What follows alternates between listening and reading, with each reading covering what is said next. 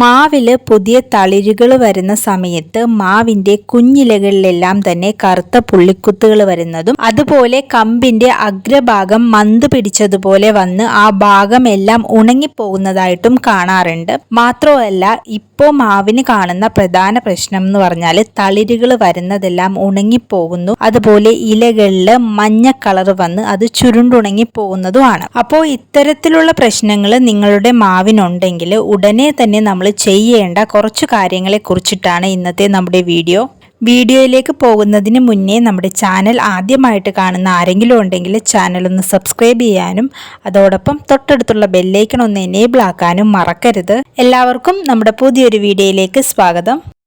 നമ്മുടെ മാവുകളെല്ലാം തന്നെ നന്നായി പൂത്ത് കായ്ച്ച് വിളവെടുക്കേണ്ട സമയമാണ്. അപ്പോൾ വിളവെടുപ്പെല്ലാം കഴിഞ്ഞതിന് ശേഷം മാവിൻ്റെ കമ്പുകളെല്ലാം നമ്മൾ പ്രൂൺ ചെയ്ത് നിർത്തണം.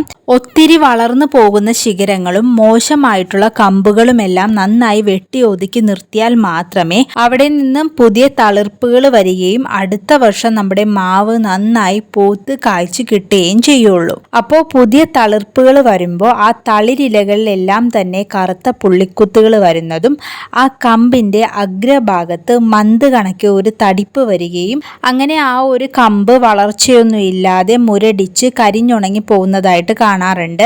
നമ്മുടെ മാവിന്റെ ഈ ഒരു അവസ്ഥയ്ക്ക് കാരണം ചെറിയൊരു പ്രാണിയാണ്. പുതിയ കൂമ്പ് വരുന്ന സമയത്ത് ഈ പ്രാണി കൂമ്പിന്റെ തളിരു ഭാഗങ്ങളിലെല്ലാം തന്നെ കുത്തി അതിന്റെ മുട്ട അതിൽ നിക്ഷേപിക്കും. 2 ദിവസം കൊണ്ട് തന്നെ മുട്ടകൾ വിരിഞ്ഞ് പുഴുക്കളാവും. ഇപ്പൊ ഈ പുഴു ഏകദേശം 7-8 ദിവസം വരെ ഈ കൂമ്പിനുള്ളിൽ തന്നെ കിടന്ന് വളരാനായിട്ട് തുടങ്ങും. അപ്പോൾ ഈ പുഴു വളരാനായിട്ടുള്ള ഭക്ഷണമാക്കുന്നത് ഈ മാവിന്റെ തണ്ടിന്റെ ഉള്ളിലെ സോഫ്റ്റ് ആയിട്ടുള്ള ഭാഗങ്ങളാണ്. പുഴു വളരുന്നതനുസരിച്ചിട്ട് ആ കൂമ്പിന്റെ ആ ഒരു ഭാഗത്ത് മന്ത് പോലെ ചെറിയൊരു തടിപ്പ് വരും. ആ ഒരു ഭാഗം ചെറിയൊരു തവിട്ട് നിറത്തിലായിരിക്കും കാണുന്നത്. അപ്പോൾ ഇത് എല്ലാ ഭാഗങ്ങളിലും ബാധിച്ചു കഴിയുമ്പോഴാണ് ആ ഒരു തണ്ട് കരിഞ്ഞുണങ്ങി വീണു പോകുന്നത്. അപ്പോൾ ഈ തണ്ട് വീണു പോകുന്നതിനോടൊപ്പം തന്നെ ഈ പുഴുവും മണ്ണിലേക്ക് വീണു പോകും. മണ്ണിലാണ് ഇതിന്റെ പ്യൂപ്പ കാലഘട്ടം ആരംഭിക്കുന്നത്. അപ്പോൾ മണ്ണിൽ കിടന്ന് ഈ പുഴു വളർന്ന് ചെറിയൊരു പ്രാണിയായിട്ട് ഇത് വീണ്ടും മാവിനെ ആക്രമിക്കും. അങ്ങനെ ഇതൊരു സൈക്കിളായി തുടർന്നുകൊണ്ടേയിരിക്കും. ഇങ്ങനെയുള്ള പ്രശ്നം നമ്മുടെ മാവിന് വരാതിരിക്കാനായിട്ടാണ് നമ്മൾ ശ്രദ്ധിക്കേണ്ടത്. അപ്പം അതിനായിട്ട് കൂമ്പ് വരുന്ന സമയത്ത് മാജിക് എന്നൊരു കീടനാശിനി ഉണ്ട്. അത് നമ്മൾ മാവിൻ്റെ ഇലകളിലും കൂമ്പുകളിലും ഒക്കെ നന്നായിട്ട് സ്പ്രേ ചെയ്ത് കൊടുക്കണം. മാജിക്കിനെ കുറിച്ചിട്ടുള്ള ഡീറ്റെയിൽ വീഡിയോ നേരത്തെ നമ്മുടെ ചാനലിൽ നമ്മൾ ചെയ്തിട്ടുണ്ട്. അപ്പോൾ മാജിക് 2 ml 1 ലിറ്റർ വെള്ളത്തിൽ കലക്കി ഇലകളിൽ നന്നായി സ്പ്രേ ചെയ്ത് കൊടുക്കുകയാണെങ്കിൽ നമ്മുടെ മാവിന് ഇത്തരത്തിലുള്ള പ്രശ്നങ്ങൾ വരാതെ നമുക്ക് നോക്കാം. മാവില് പുതിയതായിട്ട് കൂമ്പുകൾ വരുന്ന സമയത്ത് തന്നെ നമ്മളിത് ചെയ്യണം. അല്ലാതെ ഒരു പ്രശ്നം ഉണ്ടായതിനു ശേഷം നമ്മൾ ചെയ്യുന്നതിനേക്കാൾ ഇത് വരാതെ നോക്കുന്നതാണ് ഏറ്റവും നല്ലത്. മാസത്തിൽ 2 തവണ വെച്ച് ഇലകളിൽ നന്നായിട്ട് സ്പ്രേ ചെയ്ത് കൊടുക്കാം.